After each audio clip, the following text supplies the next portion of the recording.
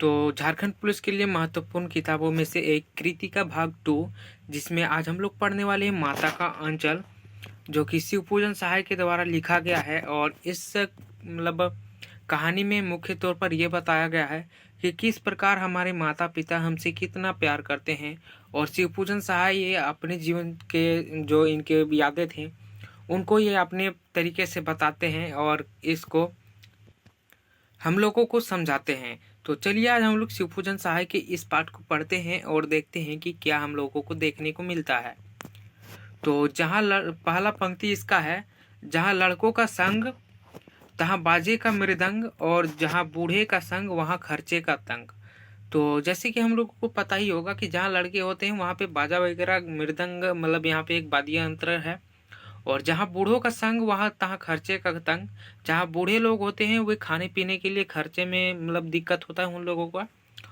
हमारे पिता तड़के तड़के का यहाँ पे सुबह सुबह भोर सुबह होता है, उठकर निबड़ नहाकर पूजा करने बैठ जाते थे। इनके पिता जो थे वो सुबेरे उठ के ही पूजा करने के लिए नहा धोवा कर बैठ जाते थे। हम बचपन से ही उनके अंग लग गए थे। अंग लगने का मतलब है उनके साथ ही रहना और उन्हीं के साथ काम करना, उन्हीं के जैसा काम करना। माता से केवल दूध पीने तक का नाता था। तो माता से केवल दूध पीने तक का नाता था, इसलिए पिता के साथ ही हम भी बाहर की बैठक में सोया करते थे। यानी कि जो इनके आंगन में जो एक बैठक था उसी पे बैठा करते थे। वह अपने साथ ही हमें भी उठाते और साथ ही नहाला धुला कर पूजा पर बैठा लेते थे। यानी कि पूजा करने के लिए इनको भी बिठा लिया करते थे। कौन? शिवपूजन सहाय के पिता।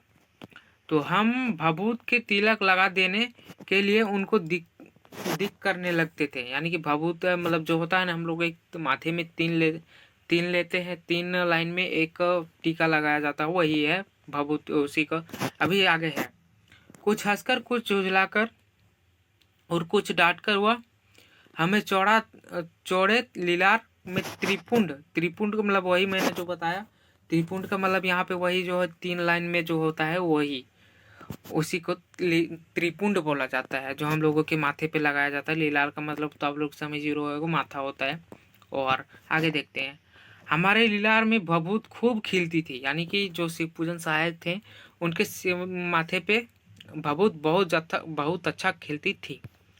सिर में लंबी लंबी जटाएं थी। भभूत रमाने में हम खासे बम भोले बन जाते थे। यानी कि जब इनके ये हो जाता था, इनका तिलक हो जाता था, उसके बाद ये बहुत अच्छा शंकर भगवान के जैसा लगते थे।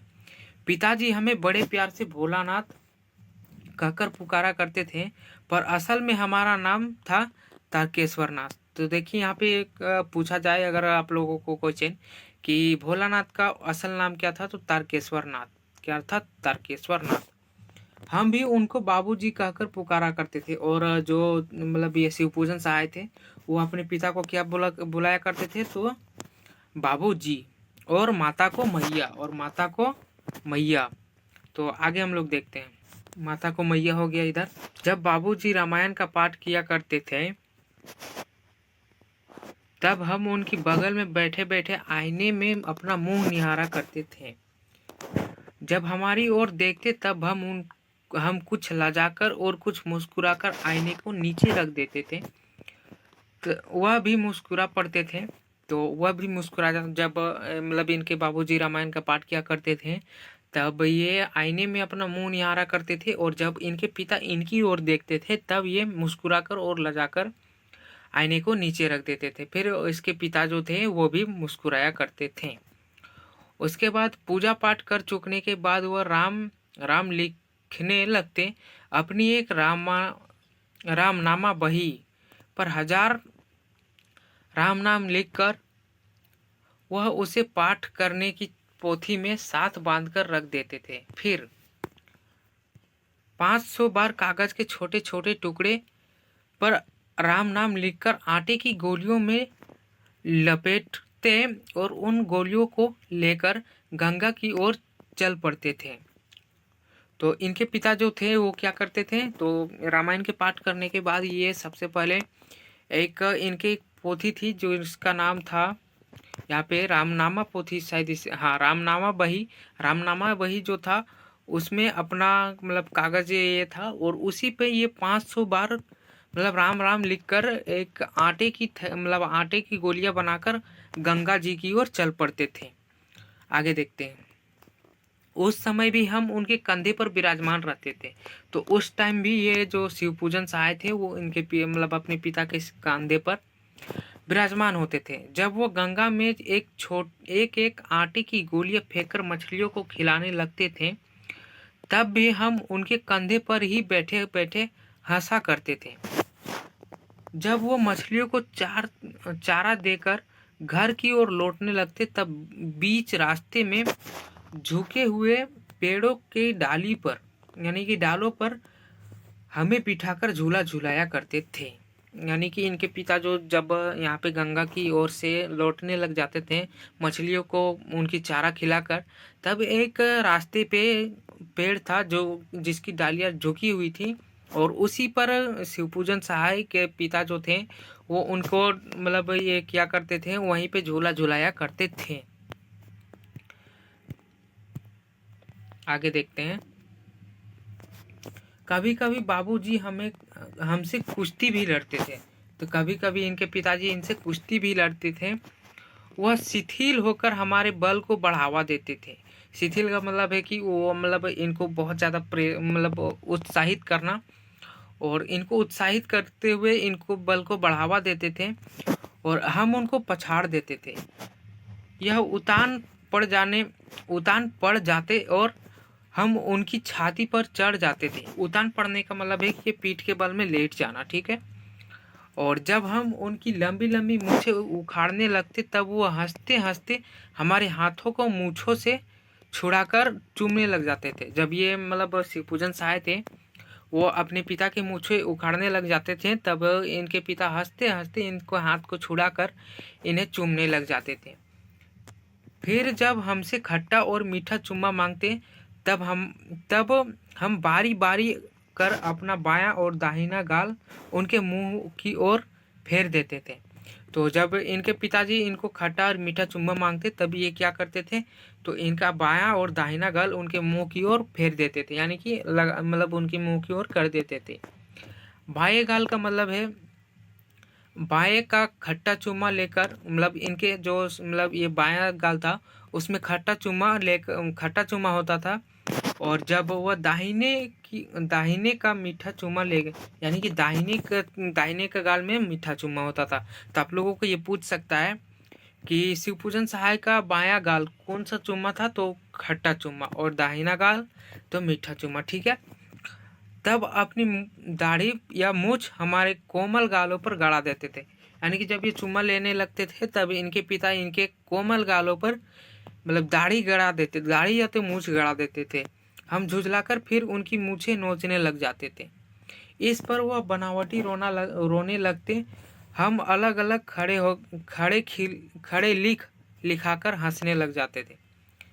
खिलखिलाकर हंसने लग जाते थे। तो ये बगल में खड़ा होकर इनके पिता मतलब शिवपूजन सहाय हंसने लग जाते थे।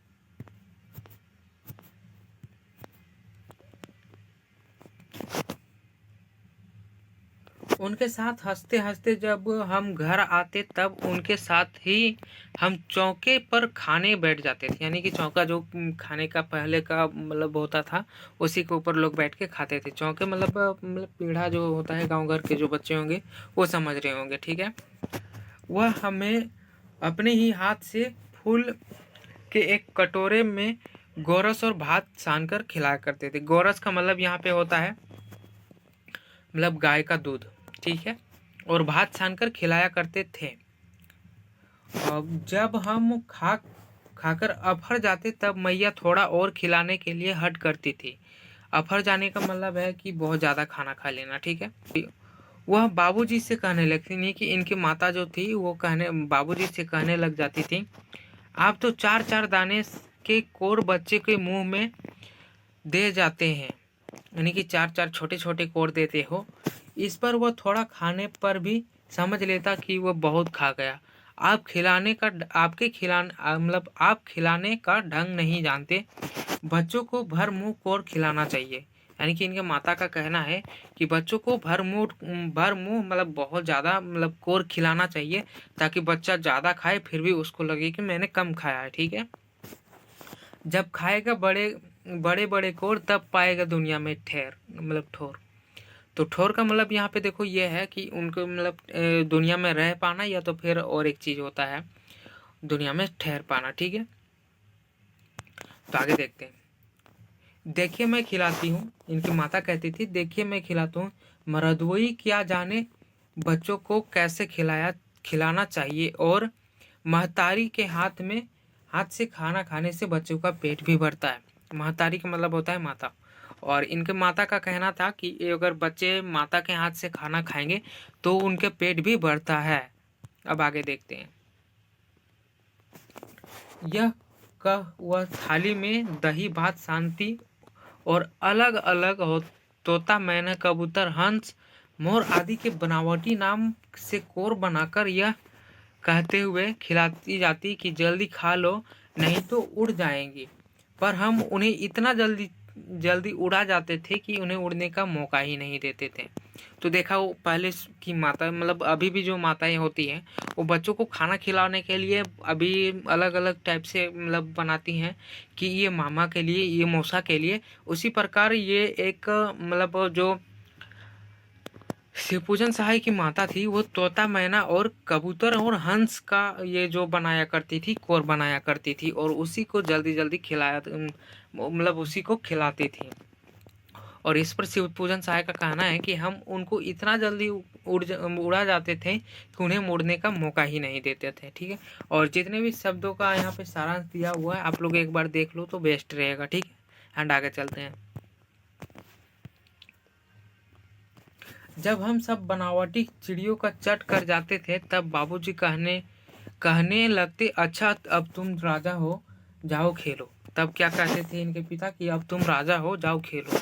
बस हम उठकर उछलने कूदने लगते। फिर रस्सी से बांधा हुआ काठ का घोड़ा, तीन का एक काठ का भी घोड़ा था, लेकर नंग धड़क बाहर निकल जाते थे। नंग धड़क का मतलब होता है जल्दीबाजी में। ठीक है, तो ये जल्दीबाजी में निकल जाने के बाद जब कभी मैया हमें अचानक पकड़ पाती तब हमारे लाख छटपटाने पर भी एक चुल्लू कड़वा तेल हमारे सिर पर डाल ही देती थी। तो कड़वा तेल का मतलब यहाँ पे सरसों का तेल से है। ठीक है, हम रोने लगते और बाबूजी उस पर बिगड़ जाते थे। और जब इनके कड़वा तेल इनके सर पर जाता था तब ये शिवपूजन सहाय जो थे वो रोने लग जाते थे, और इसी बात पर इनके पिताजी जो थे वह बिगड़ जाते थे, यानी कि मतलब थोड़ा सा बहसबाजी होने लग जाता था। पर वह हमारे सिर में तेल बोत कर हमें उबलट कर ही छोड़ती थी, यानी कि सिर पर बोत कर ही मतलब कि डालकर ही छोड़ती थी। फिर हमारी नाभि और लीलार में काजल की बिंदी लगाकर चोटी गूंथती और उसमें फूलदार लट्टू बांधकर रंगीन कुर्ता टोपी पहना देती थी। तो शिवपूजन सहाय की माता क्या पहनाती थी? तो रंगीन कुर्ता और टोपी। और इनके लीलार का मतलब तो आप लोग समझ रहे हो, माथा। हम खासे कन्हैया बनकर बाबूजी की गोद में सिसकते सिसकते बाहर आते थे। तो ये जब इनकी माता इनको कन्हैया बना देती थी तब ये सिसकते सिसकते बाहर आते थे। बाहर आते ही हमारी बाट जाने वाला बालकों का एक झुंड मिल जाता था। हम उन खेल के साथियों को देखते ही सिसकना भूलकर बाबूजी की गोद से उतर पड़ते थे और हम जोलियों के दल में मिलकर तमाशे करने लग जाते थे। तो ये अनेक प्रकार की खेल खेला करती थी जिसके बारे में हम लोग आगे देखते हैं। तमाशे भी ऐसे वैसे नहीं, तरह तरह के नाटक, जैसे कि मैंने बताया चबूतरी का एक कोना नाटक का घर बनता था। बाबूजी का जिस छोटी चौकी पर बैठकर नहाते थे, इनके पिताजी जो जिस चौकी पर नहाते थे वही रंगमंच बनता था, यानी कि स्टेज बनता था। तो इस कहानी का नया और मज़ेदार पार्ट यहाँ से स्टार्ट होता है, इसलिए मैं इसका नेक्स्ट पार्ट में इस पार्ट को कवर करूँगा और अगला वीडियो एकदम पूरा इस पार्ट को क्लियर ही कर दूँगा। तो इसका नेक्स्ट पार्ट का डिस्क्रिप्शन में आपको लिंक मिल जाएगा, तो वहाँ से आप लोग रिडायरेक्ट हो सकते हो इसकी नेक्स्ट पार्ट के लिए। तो चलिए मिलते हैं नए वीडियो पे, तब तक के लिए जय हिंद जय भारत।